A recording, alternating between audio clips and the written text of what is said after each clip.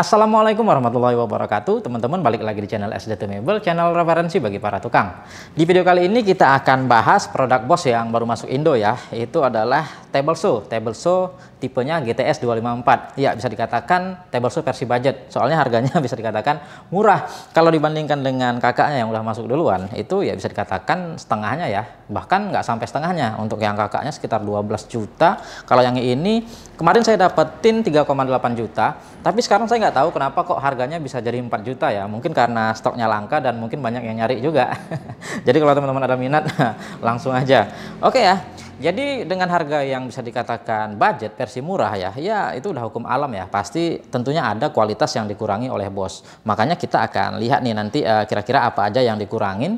Apakah memang produknya masih layak ataukah masih bagus atau enggak ya. Dan nanti pasti ya kita bahas ya, kalau memang ada kekurangan itu kita akan bahas, tetapi nanti ujung-ujungnya tetap kita bandingkan dengan harganya, apakah nanti worth it atau enggak. Oke ya.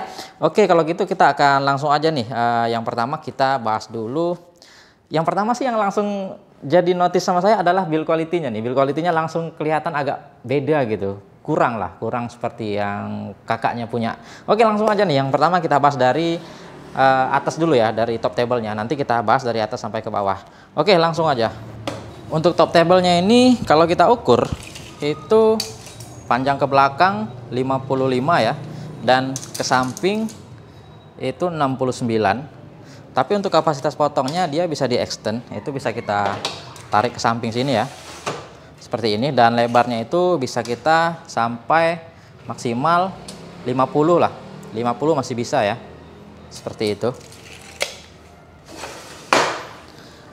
Oke, untuk bahannya sendiri, untuk top table-nya ini masih plat ya. Dia bukan yang cor-coran gitu.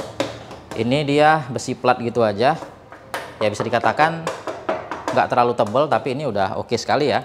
Sedangkan untuk kepresisiannya ini kita akan coba ya, dan ternyata ini udah mantap sekali ya. Itu tidak ada celah, udah mantap. Bahkan untuk insertnya sendiri dia udah rata ya dengan top table-nya seperti ini ya. Menurut saya ini udah presisi ya, udah mantap.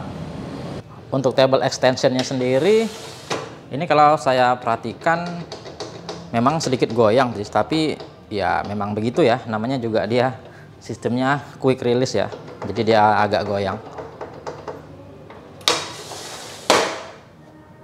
Kalau dilihat dari bawah seperti ini nih, dia walaupun plat ya, tapi ya di sini dia udah diakal-akalin pakai palang-palang seperti ini untuk konstruksinya, agar dia itu tidak terjadi cekung ya di bagian top table-nya seperti ini. Untuk ketebalannya teman-teman bisa lihat ya, bisa perhatikan sendiri. Dan ini untuk penguncian ke belakang, itu kalau kita panjangin extensionnya melebari meja ya, ini kita kunci dengan cara seperti ini. Seperti ini mengunci, seperti ini mengendori. Nah seperti itu ya. Ya bisa dikatakan juga udah no problem ya. Oke, kita bahas lagi bagian atas ini ya. Ini kita lihat untuk blade guard-nya seperti ini aja, simple. Dan dia udah ada anti kickback-nya ya. Anti kickback-nya ini bisa dibuka, tinggal tarik aja seperti ini. Dia udah lepas dan ya seperti ini ya. Oh ya, untuk blade-nya ini saya pakai yang fluid ya, biar lebih mantap. Bawaannya itu yang putih agak tebel, 40T juga. Ya seperti ini. Kita mau coba lihat bagaimana dalamnya ya, build quality-nya. Ini untuk ngebuka insertnya tinggal kita pakai kunci bawaannya aja. Ini ada dua ya untuk kunci bawaannya, itu yang satu seperti ini dan satu seperti ini. Ini kita tinggal congkel seperti ini. Dia udah quick release dan ya seperti ini ya. Ini udah dari besi dan mantap, tidak goyang-goyang ataupun ngenjut-ngenjut gitu ya. Dan ini udah mantap, udah kokoh. Tapi di sini sayangnya kita lihat ya, ini dia tidak pakai baut sama sekali ya, namanya juga quick release ya, tapi dia efeknya kita itu kalau mau ganti, mau bikin yang untuk insertnya itu yang zero clearance itu agak sulit karena dia nggak ada pakai baut, main jepit-jepit aja. Dan ini juga harus seperti ini ya.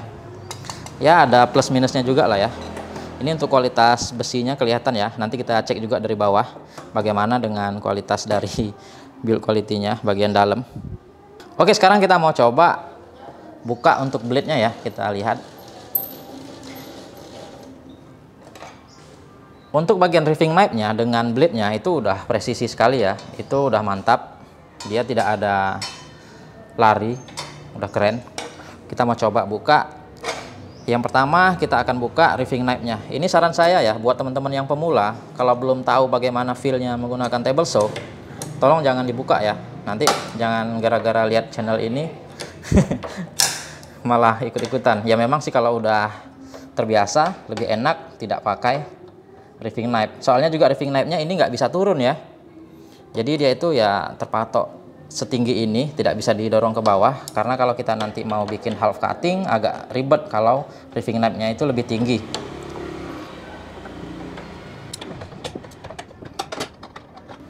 Nah ini kita buka, kita pasang kembali.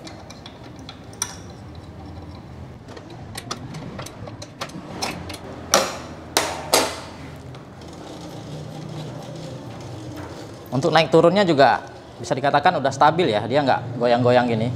Rata-rata kan table saw yang biasanya itu kelas murah-murah itu kalau dinaikkan mata pisaunya dia agak lari gitu, agak goyang. Tapi kalau ini udah stabil. Coba saya turunkan.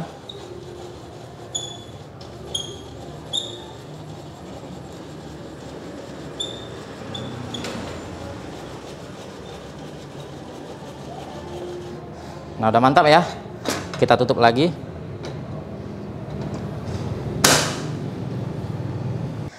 Nah baik, selanjutnya kita bahas dari bodinya nih secara umum. Untuk bagian bodi dalamnya ya, ini kita balik aja. Kita lihat di sini untuk bodinya itu full plastik. Jadi dia nggak ada lagi rangka-rangka besi ya seperti kakaknya punya. Bahkan nanti untuk memasang kakinya juga itu diselipin di sini dan dibaut dari luar ya. Jadi dia langsung kemari, tidak ada lagi palang-palang metalnya atau besinya. Tapi yang saya salut ya, bos pintar sekali untuk mengakalinya. Walaupun dia full plastik, tapi dengan konstruksi yang seperti ini saya akui udah nggak ada masalah di sini ya, udah mantap.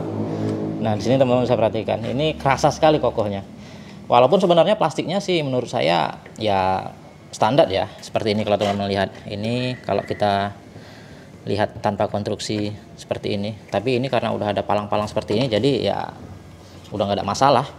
Nah lalu selanjutnya ini ya, di bagian mekanisme untuk naik turun mata pisaunya, kita perhatikan di sini ya, ini bahannya kalau ini plastik atom gitu, dan ya di sini untuk besi-besi metalnya kelihatan agak tipis ya, seperti ini.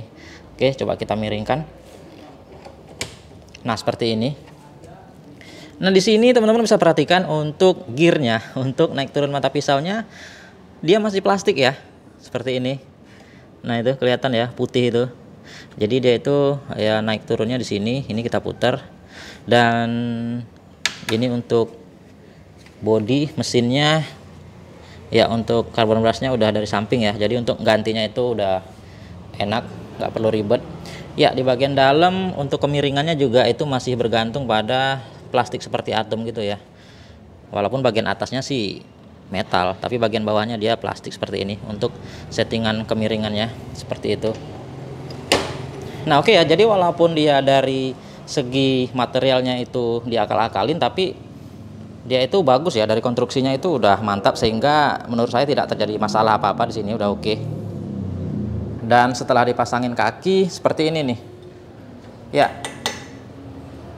untuk platnya lumayan ya, cukup tebal, konstruksinya bagus seperti ini, dan bisa dikatakan udah cukup kokoh untuk menopang bodinya, tidak terlalu goyang ya, walaupun dia ngebautnya langsung ke sini ya, tidak ada besi-besi lagi di bawah sininya, tapi ya udah bekerja dengan baik sekali nih, udah cukup mantap. Untuk fitur-fiturnya sendiri umum aja ya, seperti table saw kebanyakan. Kita bahas nih untuk bagian sini. Oke, untuk bagian depannya teman-teman perhatikan, ini yang pertama ada switch ya. Untuk switchnya dia udah magnetik, dan ini hijau untuk nyalain, merah untuk matikan, atau dari luar juga bisa ini langsung mati. Dan ya di sini ada tuas untuk naik turun mata pisau ya, dan kemiringannya juga. Untuk putarannya juga cukup stabil ya. Dia kalau turunkan mata pisau ringan, tapi kalau untuk naik dia lebih berat sedikit. Dan untuk kemiringannya itu, ini teman-teman bisa lihat ada tuas ya, ini yang teman-teman kendorin. Nah seperti ini. Jadi dia itu sayangnya tidak ada roda geriginya ya. Biasanya kan kalau ada roda geriginya, ini untuk tuasnya bisa kita tekan ataupun kita tarik, kita putar gini, dia langsung miring ya, bisa gerak sendiri. Tapi ini enggak, ini kita full manual. Mau berapa derajat, kalau udah tepat, ini kita tinggal kencangin ke kanan seperti ini. Ya seperti itu ya. Untuk bagian depannya udah nggak ada lagi fitur-fitur apa-apa. Ini ada fuse. Nah untuk speknya sendiri untuk table saw ini ya, di sini bisa kita lihat dengan tipenya GTS 254, dia itu wattnya 1800 dan untuk putaran tanpa bebannya 4300. Jadi sebelum kita tes, kita mau cek dulu ya speknya real atau enggak. Oke, kita tes ya untuk wattnya tanpa beban.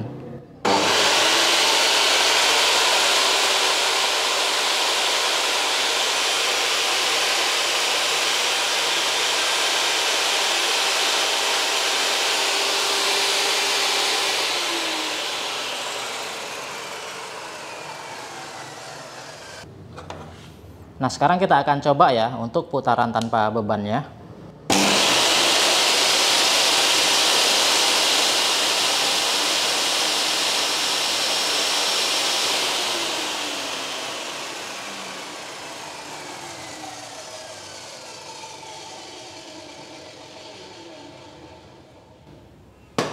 Oke, tembus di 4200. Oke, kalau gitu langsung aja ya kita mau tes. Nah sebelumnya untuk miter gauge-nya ini juga udah cukup oke ya. Ini dia cukup kokoh, walaupun ini masih dari plastik tapi ini mantap ya. Tapi sayangnya untuk track slotnya dia ukurannya tidak standar ya. Dia ukurannya khusus seperti ini. Ini ukurannya tidak umum. Tapi ini udah nggak banyak goyang, udah mantap. Nah sedangkan untuk fansnya ukurannya bisa dikatakan tidak besar dan tidak kecil. Udah standar ya. Dan ini dari besi. Dan ini aluminium. Untuk posisinya ini bisa dipindah-pindah, mau kanan ataupun kiri, terserah. Jadi seperti ini ya. Ini di belakang ada pengaitnya lagi. Kalau kita coba pasang, nah seperti ini. Dia walaupun nggak terlalu smooth sih. Slidernya nggak terlalu smooth ya. Tapi ketika dikunci, ini udah lumayan banget, udah kokoh. Nah saran saya ketika mau ngunci itu ditekan dulu ke belakang, didorong supaya dia itu presisi ya. Nah seperti itu ya, bisa dikatakan udah oke lah. Oke, langsung kita coba potong ya, cross cut.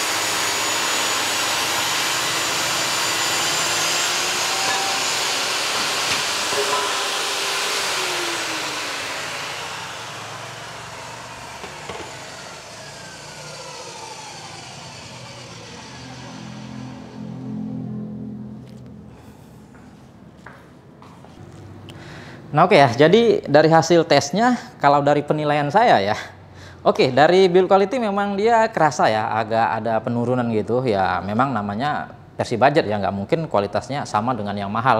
Ntar orang malah beli yang murah semua, nggak mau beli yang mahal. Oke, lalu secara fungsi ya, kalau secara fungsi itu saya rasakan masih kerasa loh, masih kerasa feel produk Bose-nya itu masih kerasa, nyamannya itu masih dapet ya. Terutama itu dari getarannya tadi, dari getarannya itu saya coba ya dengan koin dan itu asli, itu hampir nggak terasa untuk getarannya. Itu mantap sekali untuk getarannya itu, minim ya, keren. Lalu yang selanjutnya juga sistem pembuangan debunya ya, itu di bagian belakang. Itu asli, itu untuk debunya bisa dikatakan pengeluarannya juga maksimal ya, nggak ngumpet di dalam gitu untuk residunya, nggak sumbat ya. Jadi bisa dikatakan untuk sistem pengeluarannya udah mantap juga. Nah lalu kalau saya banding-bandingkan ya dengan kualitas yang seperti ini dari harga yang dipatok, ini kan saya dapetin 3,8 dan sekarang sudah naik ya, anggaplah ini 4 juta. Dengan harga 4 juta dengan kualitas yang seperti ini saya rasa udah sesuai ya. Ya bisa dikatakan saya puas dengan kualitasnya ya, dengan dibandingkan dengan harga. Tapi nanti kalau harganya naik lagi saya masih nggak tahu ya apakah masih worth it. Mungkin nanti bakal sampai 5 juta. Kalau sampai 5 juta saya rasa udah nggak worth it ya. Oke ya, mungkin itu aja sih yang bisa kita share untuk video kali ini. Mungkin teman-teman ada yang lagi melirik produk ini. Ya hajar terus sebelum barangnya habis dan naik. Oke ya, jadi itu aja, semoga video ini bermanfaat. Mungkin teman-teman ada yang mau ditambahkan. Kita kembali lagi di video-video selanjutnya. Assalamualaikum warahmatullahi wabarakatuh.